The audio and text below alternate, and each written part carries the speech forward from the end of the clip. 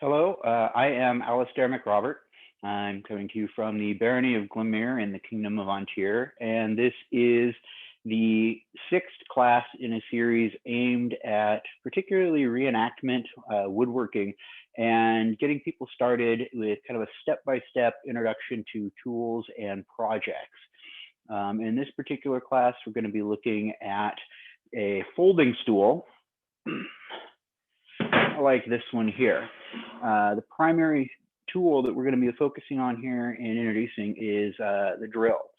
Most of you have got one or are familiar with them. They're pretty much common. People have them for drilling holes, for screwing in screws. Most of them, if you have them, they're going to look something like this right here.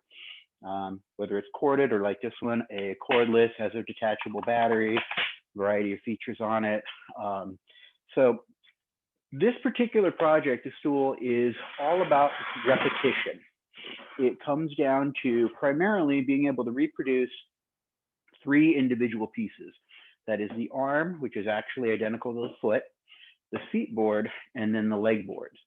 The critical part for this particular project is actually all of the holes. They all need to be identical and lined up so that the thing will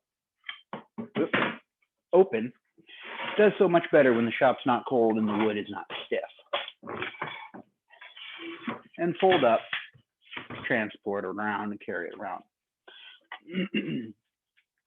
So first off, we're going to look at the drill. There's a couple of different things. Like I said, most people, you're familiar with a drill like this or a corded version of it. You might have it around the house. If you have a drill press, it is a really handy tool. It does make for repetition really easy, and you can set up a couple of fences to index where you're going to go to keep all your holes in the same spot as you go, but it's not an absolute requirement. If you want to go handwork, you can go back to a brace, which is an earlier form, still perfectly serviceable, works really well. The big thing here is drill bits. They kind of come in a wide variety of styles and shapes for a pretty wide application. The earliest drills we've seen is actually a bow drill, which is effectively a drill bit with a bow and a piece of cord wrapped around it, and you move the drill back and forth and it makes the drill bit spin and you're just boring a hole through it. We move on to others. You can get into an auger, which is a kind of similar to this idea here. It is a large drill bit with a T handle to it, and you put it in and you turn it as you go, bearing down. It's usually a single size of drill bit. It's not interchangeable like we've got here, but very effective, especially for bigger ones. And then, of course, like I said, you get into the bit and brace. Earlier versions of this would have a permanent, affixed drill bit in it. It was a one-size deal. You drilled that hole, that's all you use. Later on, we started to get more industrial. We started to get like this one where it's got an adjustable hole here that you can put bits into and take them out. You can adjust as you go, boring different size holes. And then, of course, we go into power drills, things like that. Whatever you particularly have, whatever you choose, they all work. Just a matter of speed. In some cases, how quickly you can mess up. For drill bits, there's quite a few different types of drill bits out there. One of the most common that everyone is familiar with is your just standard spiral. This one is a brad point. It's kind of got a slight point on there, but not a whole lot. And that's pretty common. Earlier ones, much like this one here, this is going to be a little hard to see, but has no spiral on it if you look. It has a flattened area, or in different ones, you'll have, they call them a spoon bit. And it has a bit of a cutter on there, and then one side has been flattened and slightly dished, so it makes a kind of a spoon shape. And it works by going back and forth. The little spur on the tip keeps it centered, and then that spoon shape carves away the sides as you go back and forth. So it's a bit different, really doesn't work particularly well with power drills. It is a hand tool only kind of thing. You don't find a whole lot of them. From there, then you've got the twist bits, like I said, like this one. This is a brad point. This one is a little bit different. If you look at it, it has an actual point on it. And the nice thing about this is these bullet points can wander or walk. And by that, I mean, you put it down, you turn it on, and it can move itself along. So you don't always drill exactly where you want to. You can, it can be done, especially if you put a little starter hole there. But in this particular case, it's a lot easier if you get something like this that has that, like I said, that point on it that you can put in your hole. It'll stay there and it'll pull it down. And then the flutes in the spiral bit pull the chips up as you're going. You still want to make sure that as you're going, pull it out every so often to make sure it doesn't clog up. One of the problems you can have, especially if you're boring into hardwoods and into thicker pieces of material, is the flutes can get clogged, and it produces a much heavier load on your drill, but it also creates a lot of friction, and it will prevent the drill from progressing further in the wood and actually scorch the inside. It'll burn it, just by the friction involved. Some of the other bits you can get one like this. This is a spade bit. It is flat. It is good for taking out a lot of material. You have your center point here, which is really good for referencing. You have your side points here. I've heard them called spurs, cutters, nickers, all kinds of things. And then you've got an actual sharpened edge here. So this one works a little bit differently than a spiral bit. You're actually starting in the center and moving it around, and then these nickers on the side score the outside edge to give you a straight line and a clean, and then the blades work somewhat like a plane. They're tearing off that top piece coming out. So instead of getting as much dust like you do with a spiral style bit, you actually tend to get almost more of a shaving kind of setup. This is a Forstner bit. It is not a spiral bit. It works fairly similar to the spade bit. The Forstner bit actually is nice. It produces usually a mostly flat bottomed hole, whereas the spade bit, you've got these, the nickers that stick up here, and it'll get a mostly flat hole with a bit of a curve towards the edge and those holes. With a Forstner bit, you'll end up with a flat bottomed and usually 90-degree hole. Really good if you're inserting pegs and things. Not really appropriate or applicable to what we're doing here, but it's good to have. And then you've got things like this sucker, and this is a hole saw bit. And it doesn't really bore so much as it is a round saw. So this one is more of a, for cutting holes all the way through things. You don't really go to depth. Really not applicable, covering it for just the sake of completeness here. Then you get into really weird ones. So this is also a style, somewhat like a spade bit, but it's adjustable. The bar here moves back and forth. And if you look really closely here, you'll notice that the tip spirals as well. The nice thing about this is it's threaded. So it feeds itself in the hole like a screw. So that as it's going down, it stays pretty well centered. It's pulling itself in, and then the nicker and the blade pair off as you're going and pop that center out. It can clog up a little bit more than some of the other bits, but it's kind of neat, and it's nice to be able to drill a variety of holes just for one bit. And then we've got this sucker here. This is also, it's an older style, and an auger bit as well. Again, it has that spiraled point to help pull into the wood. So it really goes in, it stays nice and straight. And this one's for hogging out a lot of material. This is a 1-inch bit, but again, it's then got those, spurs on the side to cut the wood on the outside edges of the hole, and then that blade that's going to pull it out. It's a little bit of an older style bit than the spiral ones that we're used to now. I'm not even going to go into that one. But one of the things with this one is, especially these older auger bits, have a somewhat hexagonal shape, or not hexagonal, I'm sorry, a tapered shape on the bottom. So they'll go into to a brace like this, but most of your standard power tools, that head isn't going to fit in there. One thing, it is 4-sided, and the jaws in here, most often you'll have a 3 or a 4 jaw system, and they won't grip this tightly even if it goes in. It'll be off-centered, it will wiggle a bit. You can grab the older bits and you can chop off the end of it if you want, if that's what you've got, that's what you've got to do. But that's about the only way you're going to get it in here.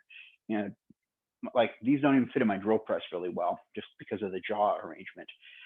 The nicer thing by doing it by a hand tool is one of the problems that you're going to get is blowout. And it's a universal, you're always going to have to worry about it to some degree.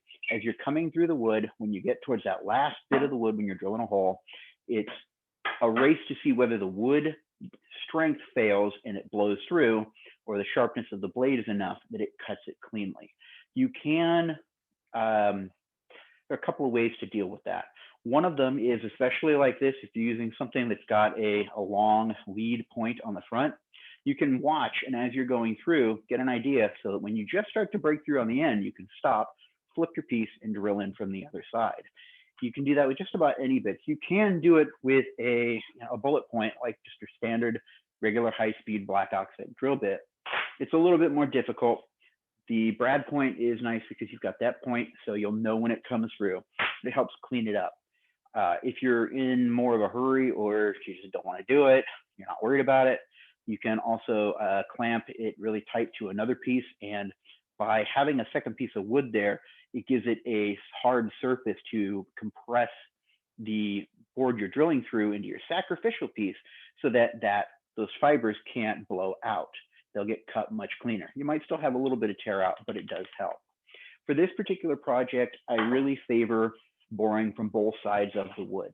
It makes it a little bit easier to make sure that you're not going off to one side or another. And it's really critical that these close nicely, because they all have to interlock, and there's a lot of moving pieces. So onto the chair. So as I said, this particular chair consists of arms / feet. You'll need 4 of them. I use a lot of reclaimed lumber if I can. These pieces are all coming out of some donated lumber. They were actually table legs in a public school, which is what the black is on these. If you'll notice it, and those paint on the outside. I'll cut them up, I'll use them, and then I'll clean off the paint and such when I go before I do my own finish. You'll need 4 of those. You will need 6 seat boards and 6 legs.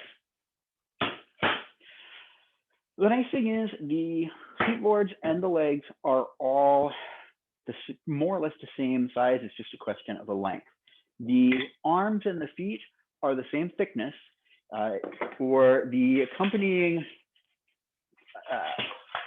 instruction sheet, we're working with a nominal 1-inch thickness. These are actually a little bit thinner, just the lumber that I happen to have on hand.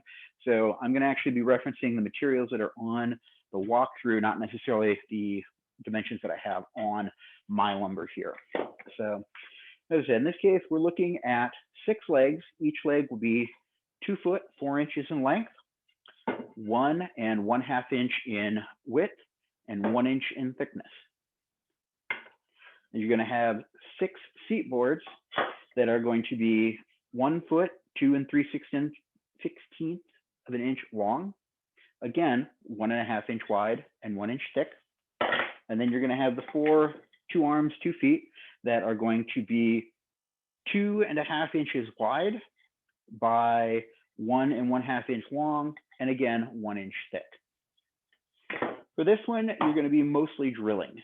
Most all the joints go together except for the feet and the arms, and those are going to go in by mortise and tenon, which we've already talked about. You're going to be cutting a tenon on the end, both of the ends of the long boards for the legs. The boards will have a 45-degree angle cut on the end, and then the holes drilled in them. So from here, we're going to go with the layout. And we're going to start out with the legs. These I've already cut the tenons on, just because for the sake of this video, I didn't want to sit down and have to do all the cutting on it. But as you're going to go in here. We've also talked about a few things in the past. Marking gauge is a wonderful thing. If you don't have it, you can just as easily use a speed square or even just a tape. The tenons on the legs are actually set so that they will be a 1/2 inch down and a 1/2 inch thick. So you're going to want to measure each of your legs, the ends of them, you'll measure down that 1/2 inch, you'll make your line, then you'll measure down just a 1/4 inch in. There's a couple of different ways to take it off. I actually have the benefit of having a canyoning jig, which is this beast right here, which is really lovely. It goes in my table saw.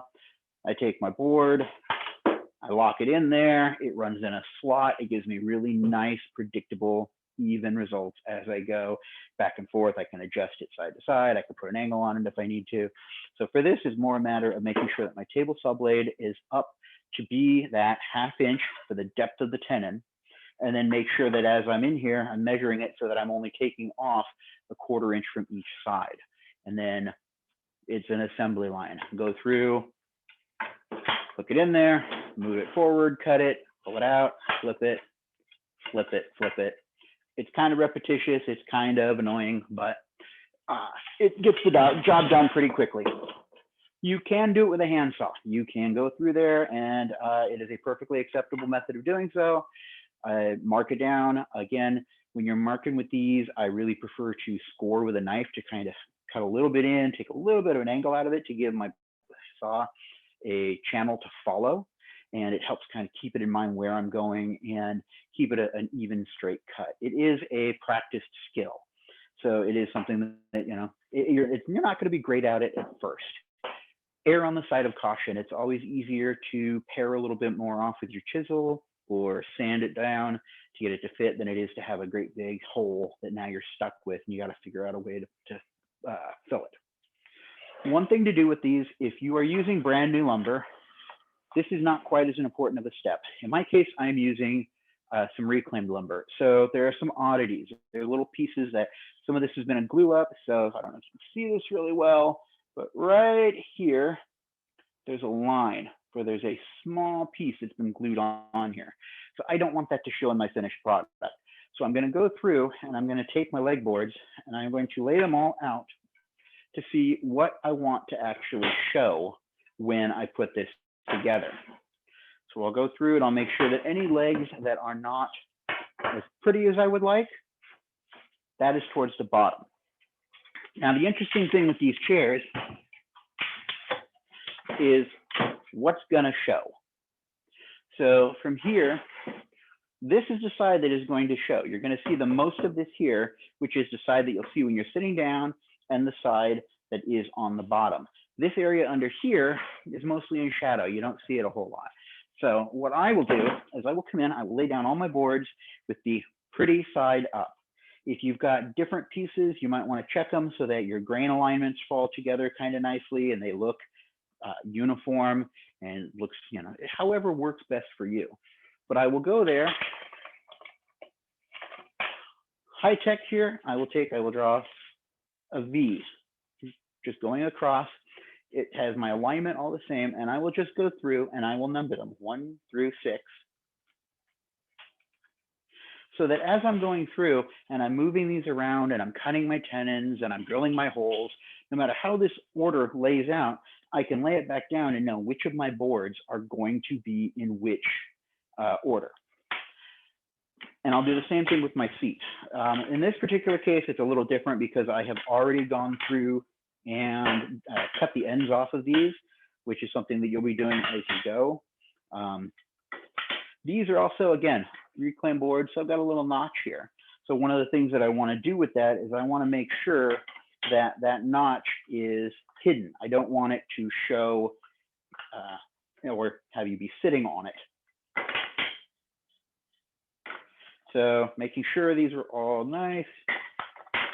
So that'll be nice there. So I'm going to go through, I'm going to put a V on this. I'm going to label them.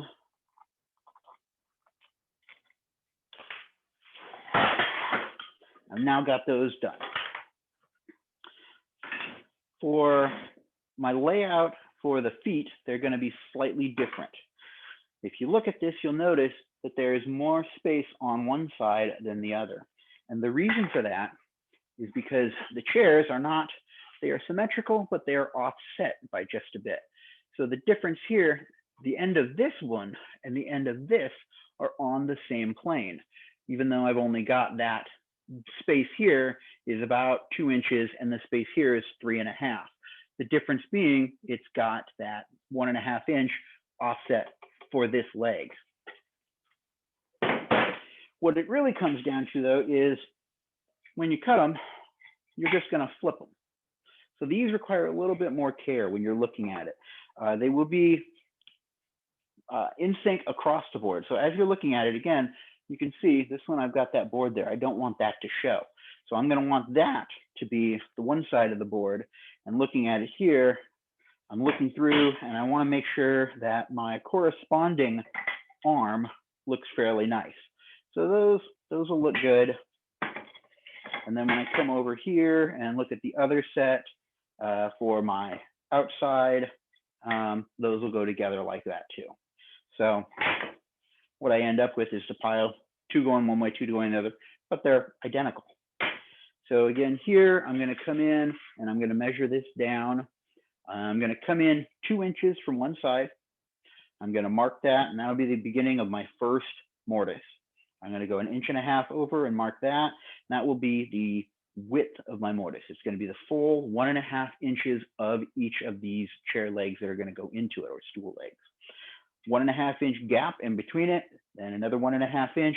It'll just go 1.5, 1.5, 1.5 until I have 3 spots for a mortise marked out. When you're doing that, it really helps as you're going to make sure to mark which holes are the ones you want to drill and cut out, so that you're not finding yourself caught up in the moment as you're going, and the next thing you know, you put a hole where you don't want it to be. So I have already gone through and I have used a wonderful tool that I've got called a hollow mortise chisel. And this is another kind of drill bit in a way. It is a dedicated machine. You can get an attachment for a drill press that has a chisel. Kind of nasty looking sucker. The interesting thing here is, if you'll notice, it's hollow. And what you end up with is, this is the chisel that makes a square hole, and then you get a specialized auger style bit that goes down the center of this that rotates, and that hogs out the material. So these chisel blades, they are flat on the sides and slightly beveled on the inside. So this sharp edge is going to pare off the outside and go down. So it gives you a square hole. You will still need to clean it up a bit. If you'll notice, it's got that curve in here. It's not going to take it all out. Once you've run it through, what you end up with is a hole that looks like that. And if you can see that, there's all kinds of junk in the bottom. So there you'll need a bench chisel. You'll go in there, you'll clean that out and flatten it. So I know I'm going pretty quick here. At this point, you've got your legs laid out. You should have your tenons cut into them. You've got your feet and arms cut out. You've got your mortises laid out and hopefully cut into them. As I said, I have the benefit of having a dedicated tool here, a hollow mortise chisel, that will make these nice square holes. However, it's a bulky piece. It's not terribly huge. It's about so by so, but it only does one thing. It is a solitary use. It cuts square holes. While highly useful, if you're not going to do a lot of production or be doing this a lot, spending a couple $100 for it is not something a lot of people are going to do.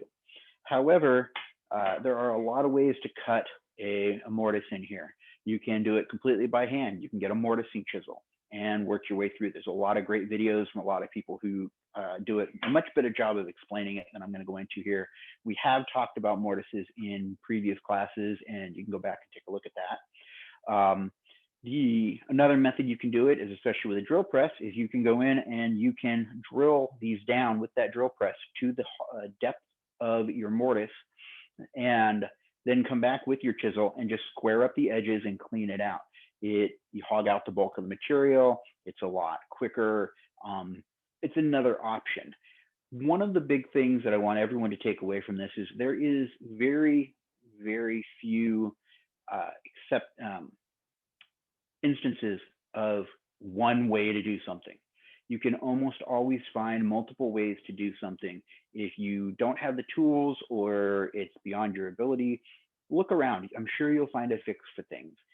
If you decide that a mortise and tenon is just not your speed, it's not something to be what you want to do, you can make a half lap joint of these.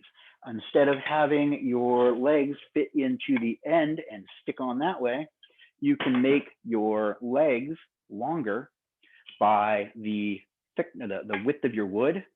And instead of cutting a square hole in here, you can do a half lap joint, which is you come down half the thickness of this wood and cut out a groove all the way through. And then you do the same thing to your leg. And instead of slotting it in the end, you'll stick it on the end here. So it's another way to do it.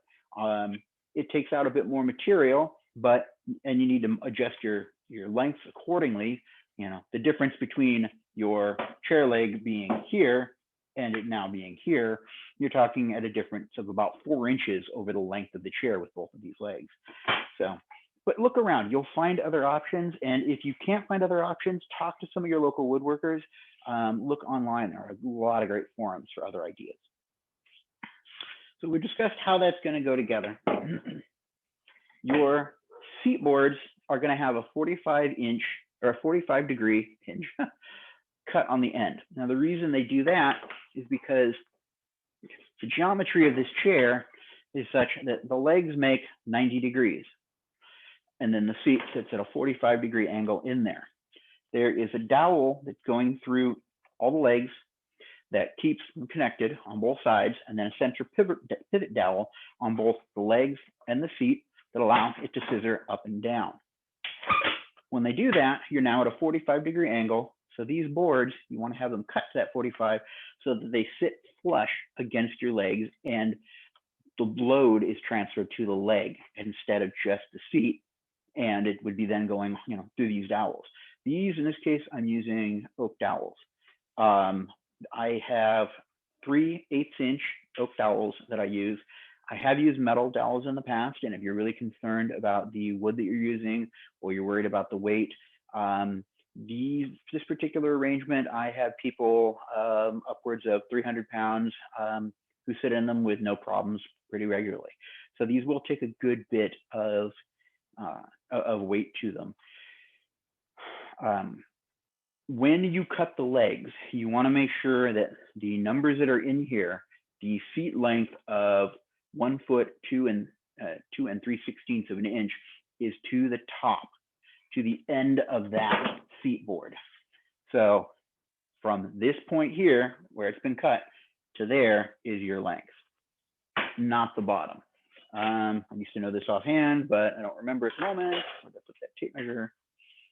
So in this particular case, the bottom is at about 1 foot 1.5.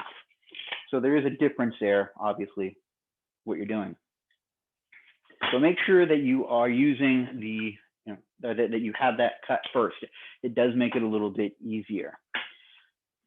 Once you go for the layout, you're going to need to set your holes. And there are a couple of ways to do this as well.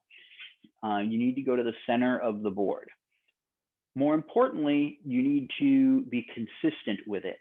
One of the problems that you can run into is sometimes you're off just a little bit. You might be off a 16th or a 32nd from being true dead center in your board, which is not a big deal if they're all even.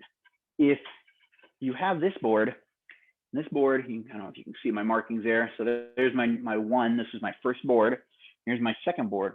If I put this one in this way, and instead of this way, like it should be here, my boards now go from, if I'm off of a 16th of an inch, not a terrible, terrible thing. But if I drill the hole in it and they're flipped like that, it's now magnified, which means I'm now off 1/8 of an inch. So now my boards are off like that, which means that my dowel that is trying to go through these boards is got to try and do this, and that's not going to work. So whatever you do, make sure that you are, especially if you have a board set up, you're using like a drill press to do it, you're putting the right face to all the time. So what I'll do from here is my legs, the tenons here. So we're going to go 6 3/4 inches from the end of the board. Now the end in this case means the end of the tenon, the part that's going to be hidden. So here I'm going to actually take, and I am just going to set that up. Come on, wrong one. I have one of the rulers that fits in here, my adjustable square, that I used it to set the length when I was running it through the table saw and didn't pay attention and cut the end off. So this 16-inch ruler is now at just about 13 inches perfectly. But the downside to that means that one side starts at 4 inches. It doesn't work so well for something like this. Always make sure you know where your tools are before you turn on power tools. It can be costly. So 6 3/4 inches. So what I am going to do is I'm going to take that, I'm going to set it. I am going to come to the end of my piece, and I am going to use that to mark. I am going to do that to all of them as I go. Now, you can go through and line them all up and score them at the exact same time, making sure that you've got them all square as you're doing this and going through. It really depends on how comfortable you are that they are all even and square and that you're not off by a little bit. Makes it a little bit simpler. I can just come over here and go, okay, 6 3/4, make my line all the way across. My next line is going to be 1 foot 2 3/16 from the, oops, wait a minute, that's not right. I'm looking at the wrong line. 1 foot 4 1/4. So I'm going to come down here, 1 foot 4 1/4.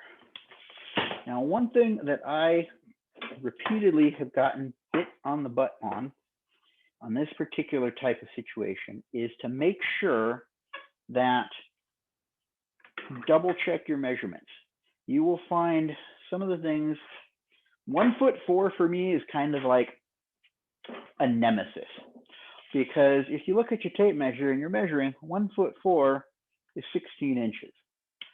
I somehow have some mental block that I've developed over the years where I will sometimes interpret it as 1 foot 4 or 16 inches, or I will interpret that as 1 foot 6.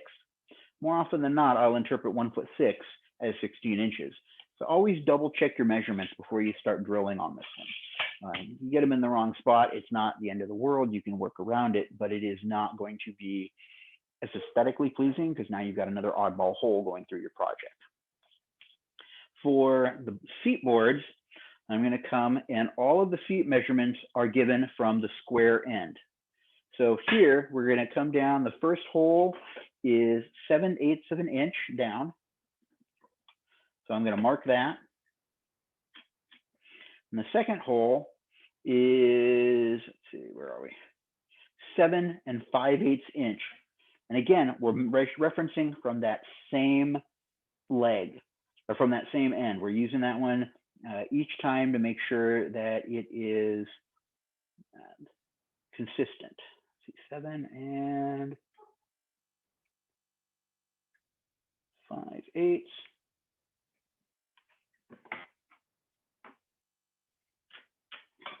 And I'm going to mark those. Then you're going to go to the center. You're going to find out the center of your board should be 1/2 inch. If you're using a 1-inch board, you're going to mark that. Now, there's a couple of different things from here that you can consider doing, depending on the tools that you're going to be using. I have a spring-loaded center punch that I forgot to grab.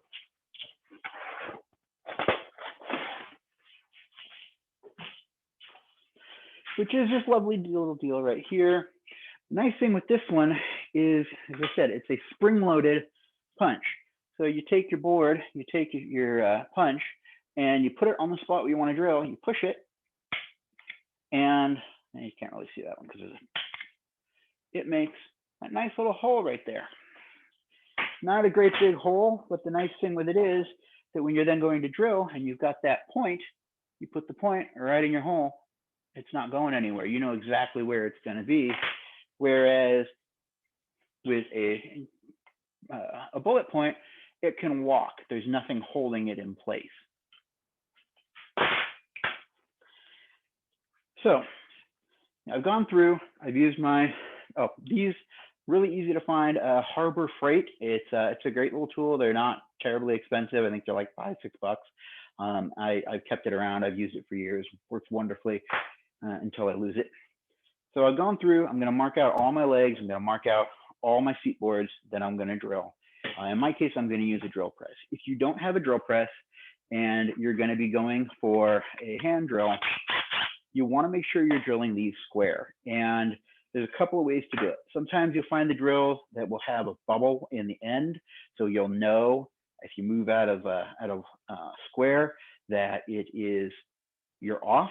You're going to be just watching the bubble as you go. The other thing you can do is you can get a small square. This is a machinist or an engineer's square, depending on who you ask. Nice thing is as I'm going in to drill my hole, I put my drill bit there.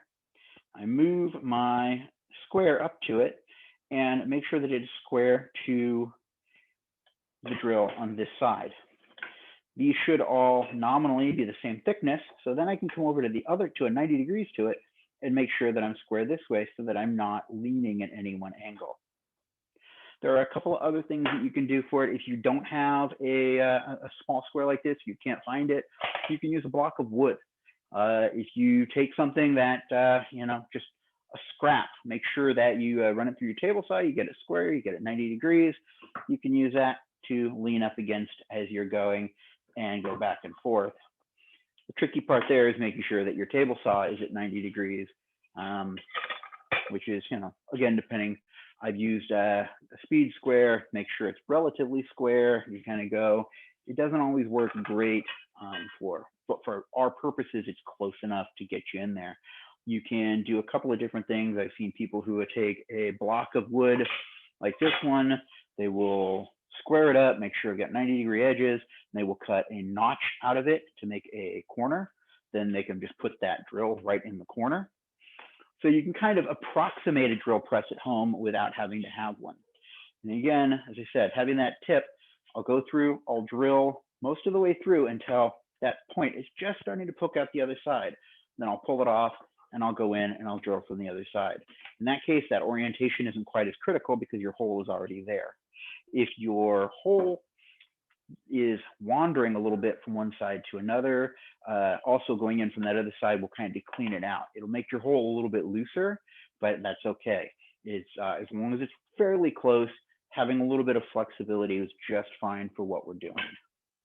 So we talked about drilling holes, we talked about making mortises, and we talked about cutting the angles. At that point, you've got everything together, or all the pieces prepped to put it together. So these are not terribly tricky to put together if you know the trick. And the easiest way that I have found for that, and I'm going to tilt you down here just a little bit if I can get the thing to cooperate, is to lay out. So I'm going to take my legs. I'm going to put the first one down. So this is board 6 in this particular case. So I'm going to take board 6. I'm going to lay it down. My top is facing up. I'm going to take board 6 from my feet, and I am going to put it in place, like so. Then I am going to take board 5, and I am going to lay it on top. And I am going to take board 5 here, do the same. And I am just going to work my way through all of them until I have effectively put the chair together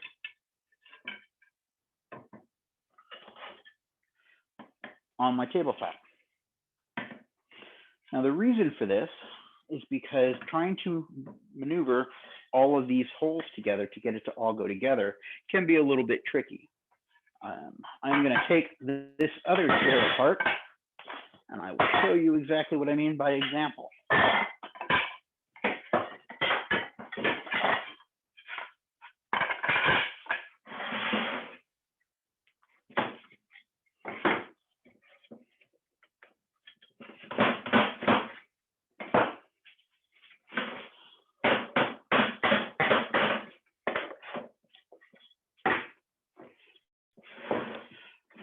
Take a brief moment to pause here. So these little balls are, they are dowels you can get, or the balls you can get at, I got these from Michael's. They are, there's a picture of what it is right there. So they sell them as dowel caps, and these are 1 inch, and they've got a hole on them that's just a little bit small. So I ended up grabbing a 3/8 inch drill bit, Same one I used to drill the holes in here. Wonderful how that works out. Drill the hole in it so they'll fit on my ends. The reason I do that is the arm and the feet will lock the legs together, but not the seat boards. And since these are not really connected on there, your seat boards can work themselves loose over time if you're not careful. Having those balls on the end keeps them in place. The one thing you have to be careful of when you're doing that is to make sure that when you glue them in place, to not glue the dowel end cap to the leg of the chair. You only want to glue it to the actual dowel itself. So when I do mine, I will go through and I will dry fit my whole chair, just like I did here. My next step is going to be to sand and get everything ready there. And then I will grab my dowels and I will actually glue one end of the dowel. I will put the dowel cap on there and glue it in place so that it does not come loose, so that I only have to worry about gluing it on the other end. And then when I'm ready to glue that other end, I'm only putting a drop or so glue in there to keep it in place. I'm not doing a great big mess of glue that I've got to worry about cleaning up. If you'll notice, some of these are a little tighter than others. When you buy a dowel at most of your, well, just about anywhere, it's a nominal size and you get different thicknesses as you go. And sometimes they move like this, a little harder to get on. So one of the things that I have found really useful over the years is I will cut my dowels to length, which is also on the cut up or the handout here. And each one of these is going to use 10 inches of 3/8 inch dowel. I use a hardwood dowel, an oak dowel. Be careful, they're a little bit pricier, but they're stronger. You can buy cheaper dowels, but you know, they're not as strong, and you run a greater risk of them falling apart and dropping you on the ground. Or worse, you know, the king comes by and sits down in a stool and it breaks underneath them. It's kind of embarrassing for everybody. Let's just avoid that. So if the dowels are a little bit tight in the hole, there is a really, really simple and lazy trick. Stuff your dowel in your drill bit, grab a piece of sandpaper. You don't want to grab it and hold it on with your hand like that. You generate a lot of friction. You'll burn your hand really quick. It's not pleasant. And all you're going to do is just sand it lightly. Check it, see if it goes in the hole. Hey, it does. We're good. If not, sand it a little bit more. So I've now got all my chair pieces here. So I am going to go back through again. Originally, when I started doing these, I would put them together, and I would do so by putting them together in, I'd put together the feet, and then I'd put together the legs. I'm going to show you that right now, and show you why I don't do it anymore.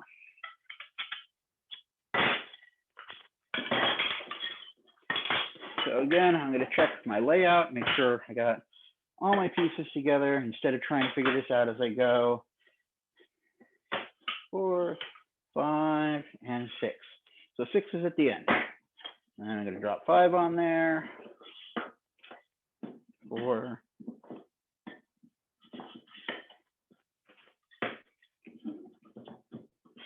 I have made dozens of these stools. I have got the setup. I'm teaching the class. However, I don't know if you can see this very well, but it's not completely flat. Wood moves. So it's not always going to be perfect. You can still use a chair. It'll still be fine. It'll still be a comfortable chair. Might not be exactly what you want, but if it doesn't turn out perfect, don't despair. You haven't ruined all your lumber. It just means, you know, take a little bit more care next time. There's always room for improvement, and move on.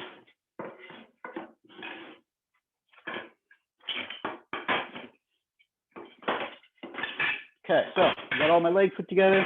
I put my feet together. Now I'm going to put my legs together.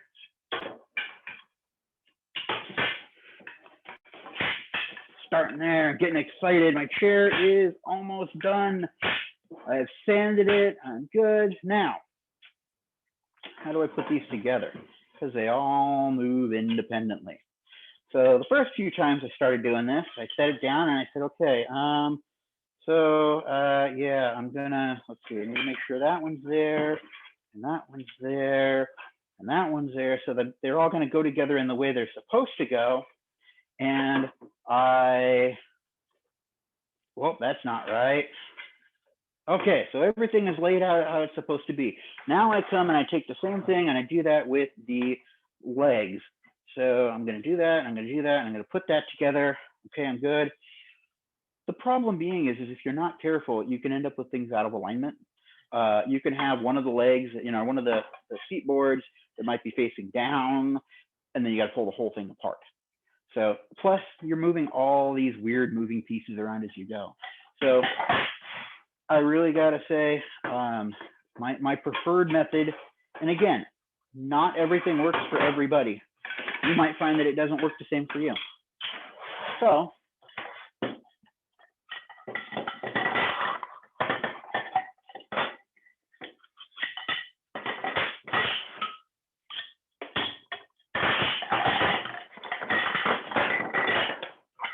make sure all my pieces are laid out and I am ready to go. 6 is a little tight on the end. I don't see any reason to pull off, so I'm just going to leave it there. So again, like I just showed you a minute ago, I'm going to lay number 1 down on its edge. I'm going to come over here. Your holes should be in a line, so you should have a pretty good idea how that goes together, where it's going to go. So I'm going to lay that one there. Then I'm going to come over here and I'm going to take number 2 and I'm going to line up those holes. And then I am going to lay out leg number 2. And I'm just going to work my way up the chair until everything is laid out about how it's going to go when the chair gets together.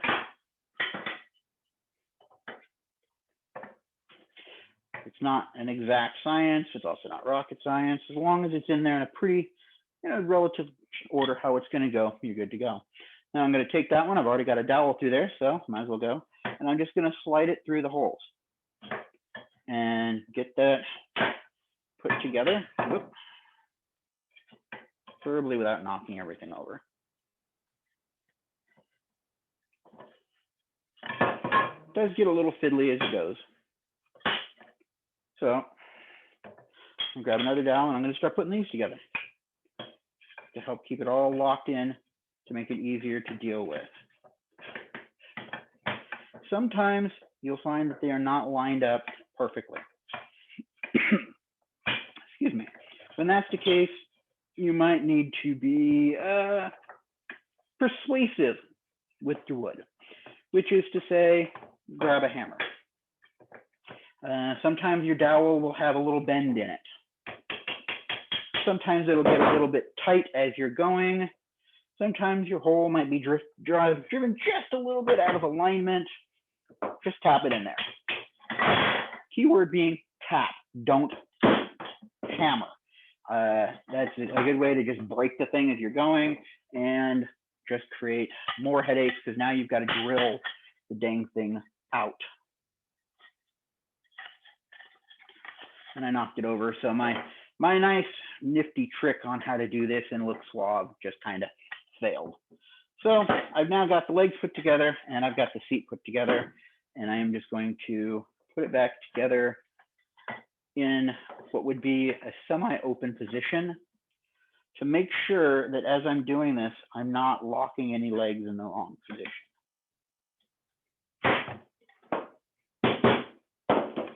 And then I'm just going to take my other two dowels and I'm going to work my way down. I got that one there. That one's a little bit tight, so I'm going to play with it a bit. I might be offline a bit. My dowels might have worked a bit, but as long as it goes together in the end and it's not fighting.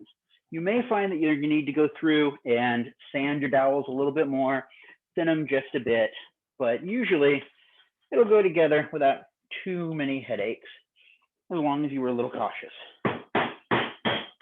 You might find that you need to use the hammer more towards the end as well, just because of all the friction of all the different pieces.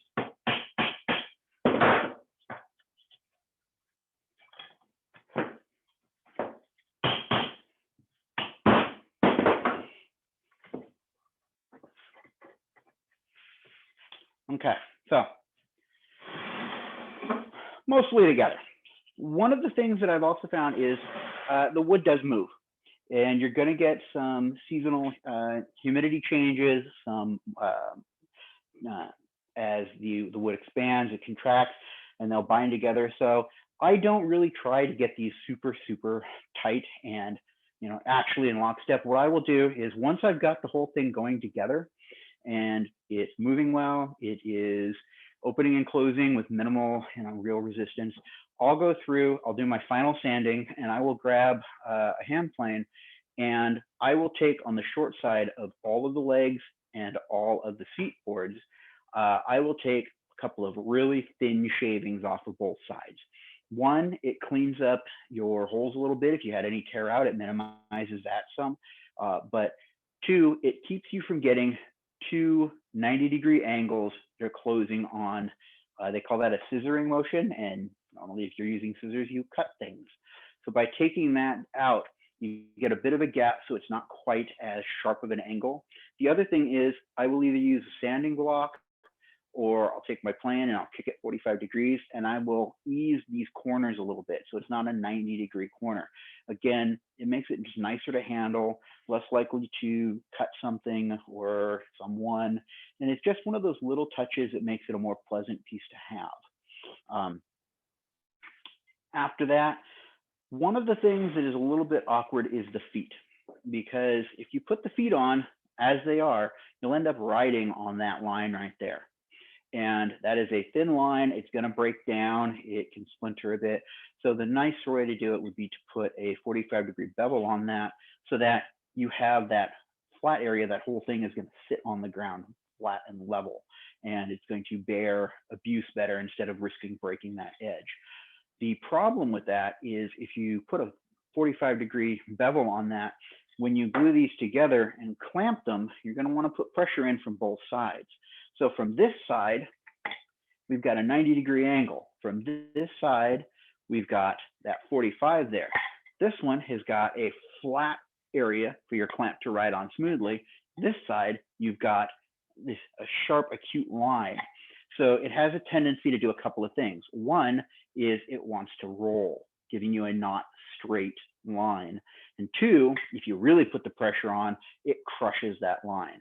So I have personally found it's easier to put the entire chair together, glue it up, and then I'll go in with a hand plane and I will take that line down. I'll just run some passes until you get a 45-degree angle on there and it sits flat.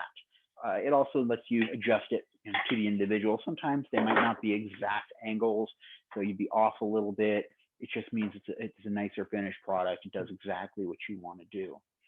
This particular project and the numbers on this project were dictated by the lumber that I had. The reason that these are, the legs are 2 foot 4 inches is that's how long the table legs were.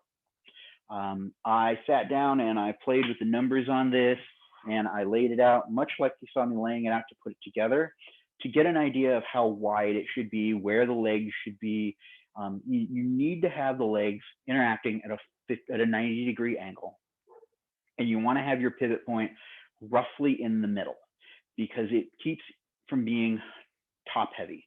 If you've got your pivot point farther down, you have a narrower base, it's not as stable, and then you have more weight distributed outside the edges of your feet, so your chair is more prone to tip.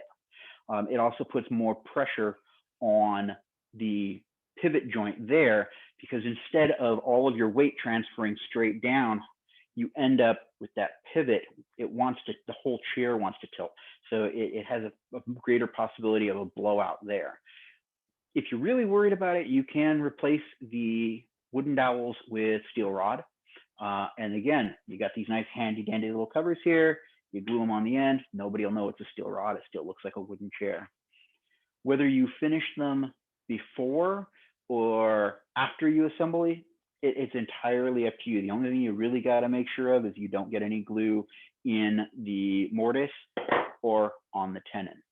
And if you want to do a nice bit of a touch, you can go in there and you can put small dowels in there. If you come in, you put your legs in, glue them in place, and then put small dowels through it to peg it. Makes a nice little contrast point, makes it a little bit sturdier. I have found is you can get these really small cheap dowels. You grab the box. Readily available all over the place.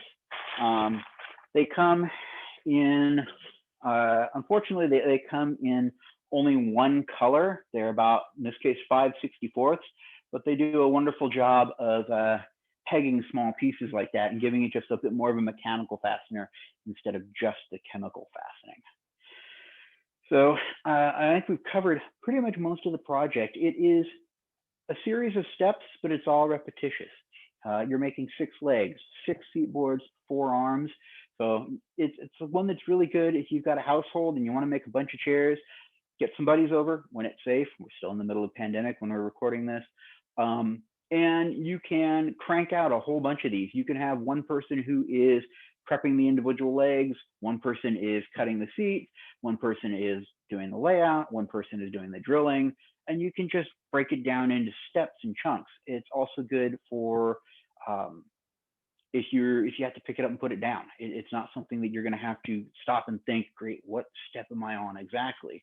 And you can have just a pile of pieces. You can sit down, and if you know you're going to want to make several of them, you can just start cutting pieces out. And when you have enough, you make a chair. And then you have a few extras laying here. Okay, I'm going to make another chair in a little bit so I can hold on to them and I'm good to go. I know there were a few questions when we aired this. This is actually version 6.1. We had some technical difficulties with the first one, so we're re-recording this one. Just one second. Sorry, yes, I do have a question, Chair. Did you want me to ask the questions now, or were you about to say something? Sorry. So have you ever used decorative knobs on the ends of the dowels? You can. I have seen some people have used square ones instead of these round ones. I use these because my first few that I made, I didn't put them on, and my outside seat boards had a tendency to slip. So any kind of knob that you want to put on there, if you have a lathe and you want to turn something fancy, the one thing I would kind of point out is they stick out. Not a lot, but they do stick out, you know, that the size of that ball. So, and these are right at the edge of your leg. So you don't want something that's going to stick out a whole lot or be really delicate, because they're going to take some abuse and the likelihood of it breaking. But by all means, if your chair, personalize it how you feel comfortable with. So another question was, how much weight do you think this would hold? Now, I know you said around 300 pounds. I would say more than that, comfortably can be sat in there. I'd say at least probably 350 pounds would be still safe, more than safe.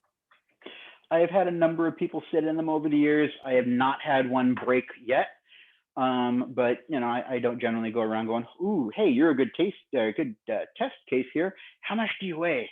Did the chair creak on you?" So they'll take a pretty good bit. On a lot of it's going to depend on your lumber. This is oak, so it's pretty sturdy. If you decide to make them out of poplar, it's cheaper, but it's not quite as sturdy. If you're making them out of pine, it's definitely not as sturdy. So a lot of it's going to depend on your materials. Go for a nice, solid, heavy material, and it's going to increase your your weight load that it can take. How do you scale them to different sizes?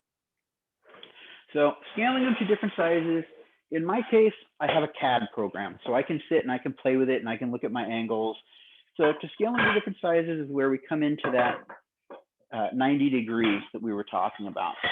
So what I will do is, if I want it to a different size, usually 18 inches off the ground is pretty common, for 16 to 18 inches for a seat height. If you are exceptionally taller or exceptionally shorter, you're going to want to change that. So what I will do is I will come in here and I will look at my piece and I will decide, okay, so I'm going to base it off the edge of my table here, and say I've got a really tall person who wants something that's going to be a lot easier to get in and out of for them, because they're tired of sitting down and their knees are tall or higher than their waist. So I'm going to come in here and I'm going to say, okay, what's comfortable for them? I'm going to figure that out. So we're going to say, well, we'll say it's 20 inches. So I'll come in, I will figure 20 inches off of the edge of my table, and I will put my seat there. I've got my legs sitting here. Now, I know that this needs to be at a 45, so I'll take my speed square, and I will make sure that that is at a 45 to the leg, and my legs need to be 90 degrees to each other. So I can lay it out there. Now, you need that angle to be in the middle, or that pivot to be in the middle. So in this particular case, looking at this, measuring it, my dowel is going to be at about 9 inches, and my seat, there's about 10 inches. So I'm going to want to move that a little bit. The problem with this is it then will make the seat a little bit narrower. One of the things that you've got to consider is your seat width and how comfortable that's going to be. So you're not just looking at that height. To do this, I know that my seat needs to stay here, the legs or the tabletop needs to stay here, and this needs to stay at 90 degrees. So one of the things that you're looking at, that 90 degrees is kind of a loose rule. You might need to change it. If you have somebody who is going to be using this stool a lot in super full skirts or in armor, and they find that that seat is just too narrow for them to fit in comfortably, you're going to need to make it wider. The big thing is you need to try and make sure that it should have a square silhouette so that you're not sitting too far over one way or another. If you have to make that joint more acute, I think it is. I never remember which is which. If you end up with something like this, it's not as strong as, quite as strong as something like this, but make sure that it is in the center of where your height off the ground is going to be. So if we're going for 20 inches off there, it needs to be 10 inches. So I don't want something like this. I don't want something like this, because now we're way down here and it's really kind of wobbly and wonky, and it's not a comfortable seat to sit in. If your butt is over here, you're several inches hanging off to the side. As you get up, you have a stance of tilting. So make sure it's in the center and just play with it with some longer pieces than you need, and you'll get a good idea of how wide that wants to be. Just using these, like I said, so I'm 20 inches here, and let's say I want to have my seat be 20 inches wide, because it's going to be for somebody who wears, super full skirts. It's just, oh my God, they need lots of space. So I'm going to come here. I will mark that. I will figure out that needs to go there. That needs to go there. And then I'm going to look at it to make sure that my lines are parallel off the ground. You do have some play with that 45 and the 90. Those are ideal, but if you have to play with them, you have to play with them. Looking at this, what I've got here, I'm looking at saying, okay, it is, it's the width is what it is. It's got to be that wide. It's got to be this tall. So there's my layout. Keeping these at 90 degrees with each other would be nice, but that's not going to work. I need it to be wider. So now it's going to be probably, this one is at, greater by a considerable amount. That one's a little bit thinner. You just got to play with the lines and the numbers until you get something that is comfortable for you. I hope that answers the question. Like I said, I have the benefit of using a CAD program, so I can adjust things quickly and easily and move them around. If you're not really sure, cut some pieces of cardboard that are the thickness of your lumber, that 1 inch, and cut them considerably longer. Cut them at 3 foot or 3.5 foot, and just lay them down on the ground and kind of look at it and decide, okay, this is about where I want it to be. This is, this should be comfortable here. And then tape them together, staple them, whatever, lift them up and kind of look at it standing up, how it would be, to get an idea if it's going to go together. There's a little bit of geometry there, but it's mostly just tinkering around until it works for you. Are there any other questions? One more question. Can you put a back on this chair? You can put a back on them. I've actually got one here that I did not make this one. This is somebody else's chair, but it is the same construction. The nice thing here, this also demonstrates I'm only using 6 legs. In this particular case, this one is using 5 legs. So it is a much deeper chair. So if you are someone who wants a wider chair, you want to have more comfort to it, you just like having that, you can make them deeper as far as you want to go. Just keep that basic 1.5 as you go. This one has actually got notches in the arms, and the arms extend out a little bit farther. So the back for this one, which I need to replace, it got lost or destroyed, I wasn't really sure which, will have a couple of notches cut in it, and it will just sit down in there for the back. You do want to be careful when you're doing that. When you're cutting, you want to make sure that the grain is going lengthwise, it's going side to side. And the problem is if you cut that notch in here, you're going to end up with this little stub sticking off the end, and those are kind of prone to breaking off. So we talked about that with the bench class. One of the things that you can do is you can put a dowel up to the bottom of it to kind of strengthen it. Just mainly make sure it's not a spindly little piece that's likely to fall or to get stressed. Make sure that it's got some beef to it, sticks out a little bit, and that is one way of doing it. You can put a back on them fairly easy. If need be, you can also modify the arms a bit. So instead of just using a arm that is the same thickness, if you were to make an arm that was even thicker, maybe extend out a little bit, you could do a canvas back on it if you wanted to. So there are options. It's a pretty versatile platform to play around with to make it do what you want to do. Most of the ones that we see don't have backs. It's an X shape. A lot of times they will have, in illuminations, they'll have a turned, a round upper bar for the armrest instead of a flat one. This is just easier for a lot of people, and it is also just as period. Okay, well, if that is the last of the questions, then I guess we will wrap that up. Hopefully this will be of some use to people. If you have any questions or you're looking for that handout, you can find links to that from the Early Sweden blog, or excuse me, the Early Sweden channel on YouTube. And that has all of the classes there if you want to reference back to any of the other ones. My personal blog also has further information as well as more in-depth in-process pictures that I've done. And that is Sawdust and Shavings, all one word, at home.blog. on WordPress. And yeah, I look forward to hearing from people and seeing what you're doing.